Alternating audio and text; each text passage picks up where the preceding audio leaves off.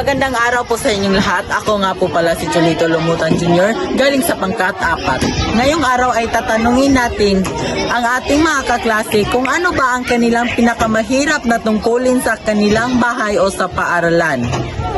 Paano ba nito nila ginagampanan o hinaharap gamit ang kanilang pananampalataya?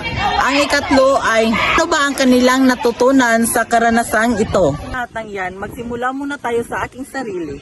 Ano ba ang pinakamahirap kong tungkulin sa paaralan?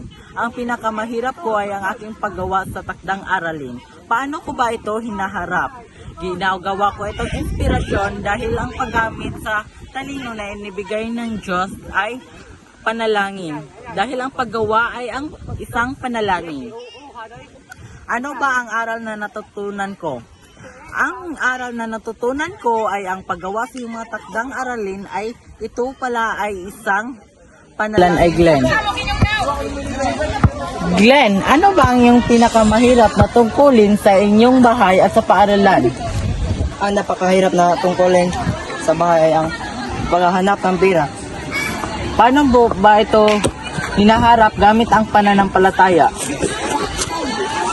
Para sa pagbibigay lakas at sumusuporta sa ating Diyos. Ano ba ang iyong aral na natutunan dito? Ay ang pagrespeto sa kapwa at pagmamahal sa Diyos.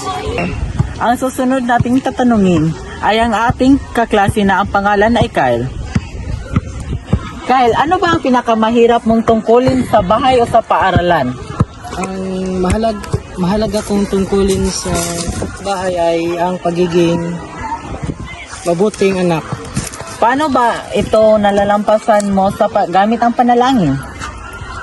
Idadasal ko yan sa Panginoon, yan lang. Ano ba ang iyong aral na natutunan? Ang aral ang aking natutunan ay dapat tayong rumispeto sa ating mga magulang.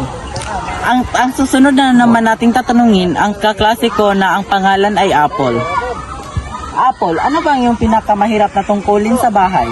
Ang pinakamahirap kong tungkol sa bahay ay ang paglalaba. Paano ba ito hinaharap gamit ang iyong pananampalataya? Hinaharap ko ito sa panaginip sa pamagitan ng panalangin sa Diyos dahil binigyan niya ako ng lakas ng paggawa. At ano ba ang iyong natutunan na aral sa gawaing ito? Ang paggawa ay paglilingkod sa kapwa at panalangin sa Diyos. Ang susunod nating tatanungin, ang ating kaklase na ang pangalan ay Yuhan. Yuhan, ano ba ang pinakamahirap mong tungkulin sa bahay o sa paaralan? Ang pinakamahirap na tungkulin ko sa aming bahay ay pagtulong sa aking ama ng pagtatrabaho at paglilinis ng aming kapasakan at pag-construction. Paano mo ito hinaharap gamit ang iyong pananalangin? Unang-una, nagpapasalamat muna ako sa Panginoon dahil binigyan niya ako ng lakas ng loob at hindi madaling sumuko.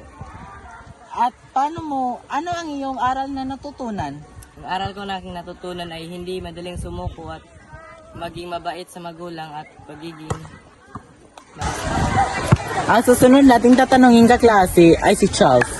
Charles, ano ba ang iyong pinakamahirap na tungkulin sa bahay o sa paaralan? ang pinakamahirap tungkulin sa bahay ay ang pagkita ng pera. Paano mo ba ito hinaharap gamit ang iyong panalangin? Ang panalangin ko sa Jesus ay ang pagrespeto sa kapwa-tao. Ano ba ang iyong aral na natutunan?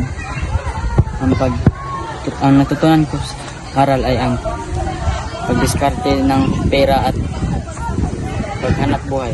At dito lang po nagtatapos ang lahat sa video ito. Marami pong salamat sa inyong panunood.